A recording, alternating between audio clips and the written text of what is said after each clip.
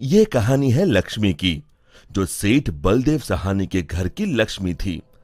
लक्ष्मी के 3 भाई थे, जो गांव के साहूकार थे।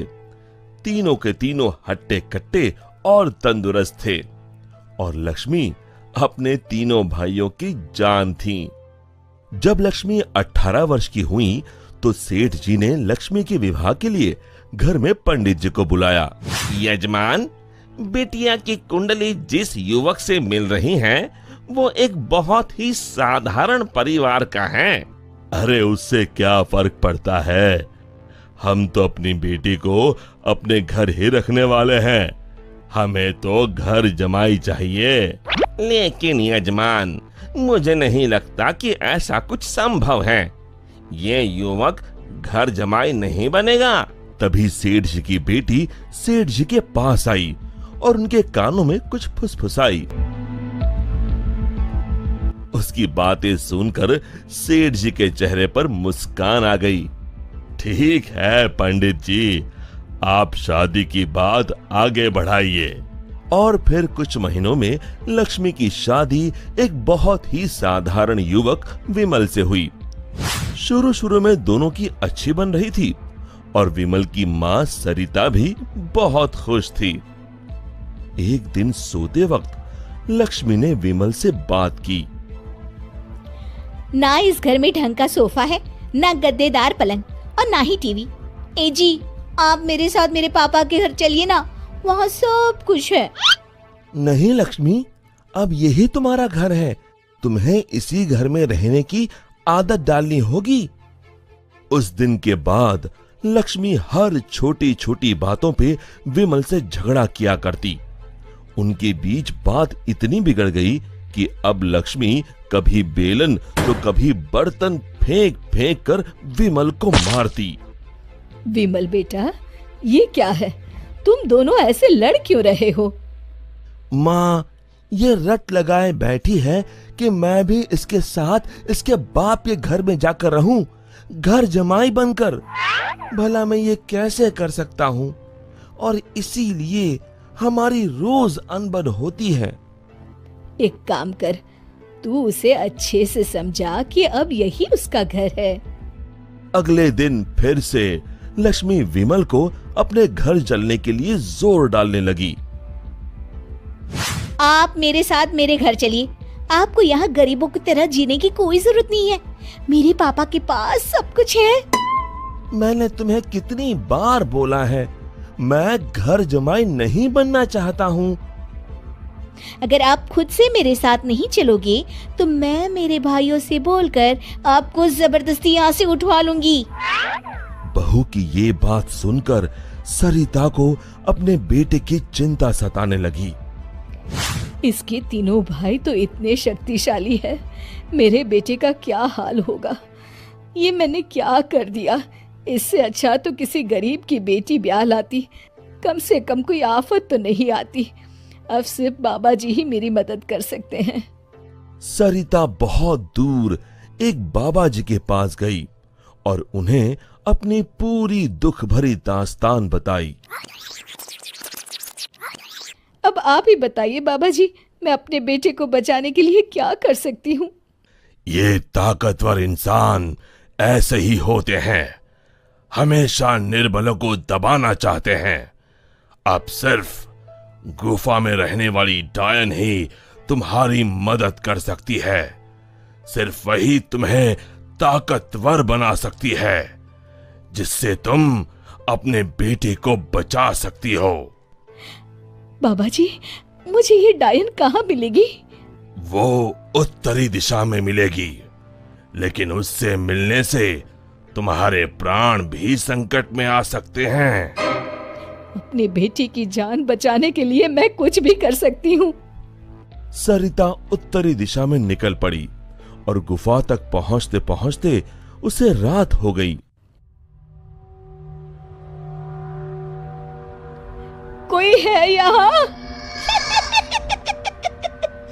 क्या आज एक इंसान यहाँ खुद चलकर आया है? वो भी मेरा खाना बनने। मैं आपसे मिलने आई हूँ। मिलने? मुझसे? हाँ। वो भी खुद चल के? बताओ बताओ क्या बात है? सरिता ने डायन को अपनी कहानी सुनाई।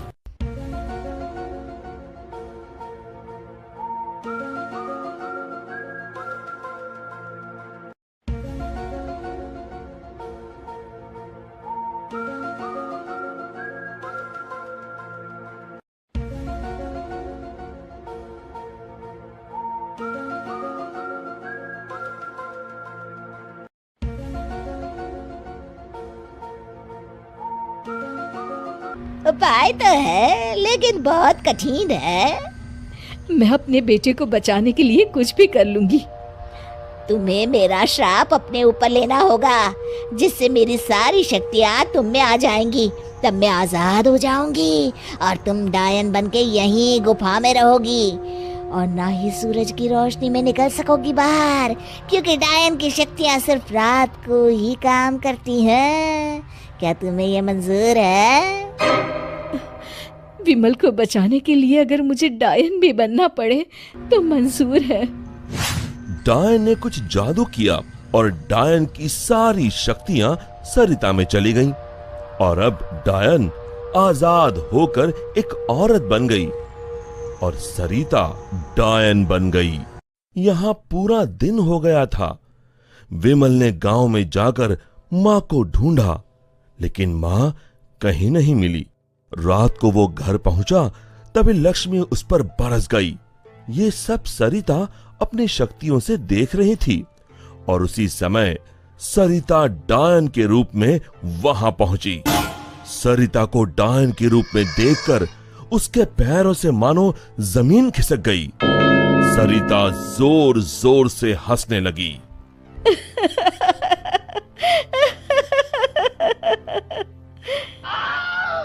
आलतू जलाल तू आई बला को टाल तू, आलतू जलाल तू आई बला को टाल तू, आलतू जलाल तू आई बला को टाल तू, आलतू जलाल तू आई बला को टाल तू, आलतू जलाल तू आई बला को टाल तू। जैसे तैसे रात को लक्ष्मी सो गई और सुबह होते ही अभी अपने भाइयों को बताती हूँ कि आपने मुझे बेलन से मारा। लक्ष्मी दरवाजे से पांव बाहर डाल ही रही थी कि सरिता ने अपने हाथ लंबे कर कर लक्ष्मी के पांव पकड़ लिए। अब तुम इस चौखट के बाहर बिल्कुल नहीं जाओगी। एक बार फिर से लक्ष्मी बेहोश हो गई। अब जब भी लक्ष्मी कुछ बेतुका करने जाती थी, सरिता बीच में आकर अपने बेटे को बचा लेती और बेचारी लक्ष्मी डायन से डरकर घर के कोने में दुबक कर बैठी रहती।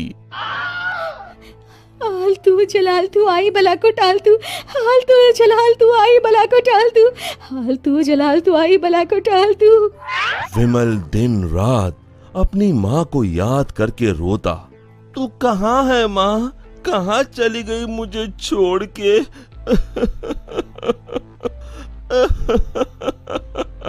बेटा विमल, मैं यही हूँ तेरे पास, लेकिन इस डायन के रूप में। ये सब सुन विमल बहुत डर जाता है। डर मत बेटा, बस मुझसे तेरा दुख नहीं देखा जा रहा था, इसलिए मुझे ये सब करना पड़ा। ये सब पीछे खड़ी लक्ष्मी सुन रही थी। तभी सरिता ने उसे अपनी शक्तियों से दीवार पर लटका दिया। जा रही हूँ, मगर एक बात समझ ले, मेरे बेटे को परेशान करने की भी तूने या तेरे घर वालों ने सोची तो मैं यहाँ फिर आ जाऊंगी। जी जी जी माँ जी। तभी तो कहते हैं माँ से बढ़कर दुनिया में कुछ नहीं। माँ एक वरदान है जो अपने बच्चों के लिए कुछ भी कर सकती है। दोस्तों, हमें उम्मीद है कि आपको हमारी ये कहानी पसंद आई होगी। कृपया हमारे चैनल को सब्सक्राइब करें और सभी अपडेट्स के लिए बेल आइकन जरूर दबाएं। और हाँ, वीडियो लाइक और शेयर करना मत भूलिएगा। Bye bye.